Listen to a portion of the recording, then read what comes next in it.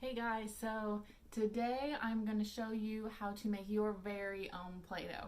And this only has 5 ingredients and it's super easy. So, what you're going to need is you're going to need flour, cooking oil, salt, cold water, a measuring cup that's 1 cup, a tablespoon, and then food coloring of your choice. Alright, so let's go ahead and get started. So the first thing that you're going to need to take is your flour, and you are going to want to get 2 cups of that. You're also going to need a mixing bowl. Make sure you have a mixing bowl. Okay, you're going to want to take 2 cups of your flour and put it into your mixing bowl.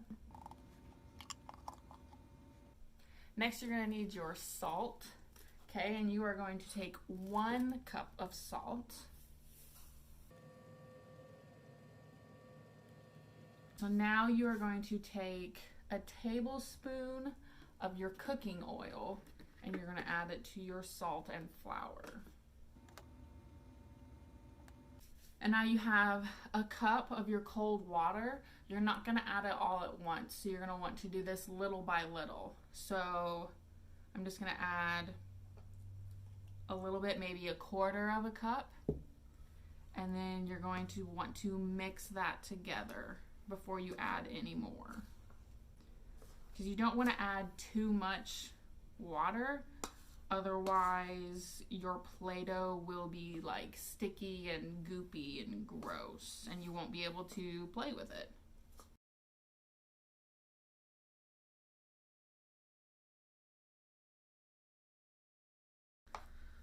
Alright, so it's starting to form what kind of looks like bread dough. So now what we're going to do, we've got it pretty much stirred up with our spoon as best as we can. So now you're going to want to get your hands dirty, okay? You're going to go in with your hands and you're going to knead it like bread dough. So basically what you're just going to do is you're going to be squishing it together like you're going to try and form a ball, and then stretching out and forming that ball over again, okay, until it's a smooth consistency. And if while you're kneading, if you feel like it's still too dry, just add a little bit more water until you get that dough consistency.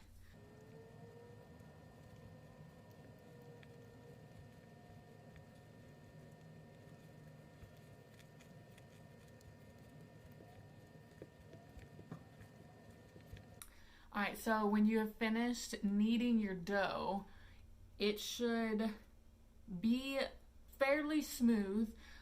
You'll be able to feel that it's a little bit grainy, and that's just because of the salt. But it shouldn't be powdery. You shouldn't be able to see any flour left. And it should just be able to, you should be able to form a ball with it, and it won't fall apart. It'll feel like Play-Doh. So this is what it will look like when you're done kneading it. So our last step is that we want to give this some color, because it's just kind of a white ball of dough. That's no fun. So we want to make this colorful and pretty and fun to play with. Alright, so I have decided that this is going to be much easier to do on a flat surface rather than a bowl. So if you're doing this on a table, that'll be perfect. A nice big flat area, but I am doing it on my floor because my table is covered in like a 2,000 piece puzzle. So I got a little baking sheet and I put some parchment paper down on it. Okay, so that is going to be my work surface for adding the color. So what you're going to do is you are going to take your ball of dough and you are going to kind of just flatten it out a little bit. Okay, it's going to be like a flat circle. And then you're going to take your food coloring. I want you to be very careful with the food coloring, because food coloring will stain, okay? It will stain your hands, it will stain your clothes, it will stain anything that you are working with. So you're going to start with 2 drops of food coloring, okay? And you're just going to put it right in the middle of your dough. And now what you're going to do is you're going to want to disperse the food coloring throughout the entire dough. So you're just going to take the end of it and you're going to fold it over your food coloring and you're going to squish it down. Okay, so now you've got kind of what looks like a taco. You're going to take the other end, fold it over, and squish it down. You're gonna kind of push it into itself, okay? So you're gonna be kneading again, kneading your dough until you start to see that color come through. Something that might help you distribute the color throughout your dough a little bit easier is to break it up into smaller sections. So I've broke mine up into 4 different sections, and so that is what's going to help me get that rich color that I'm looking for.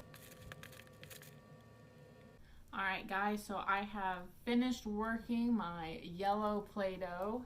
This is the color that it turned out to be.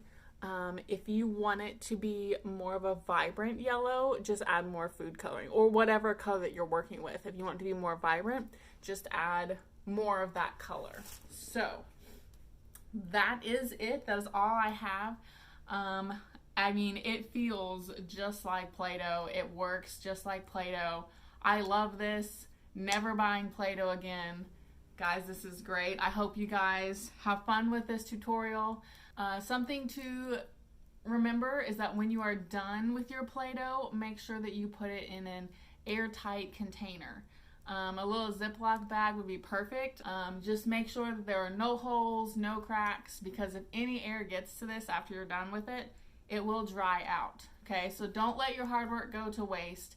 I hope that you have fun playing with your new DIY Play-Doh. Bye!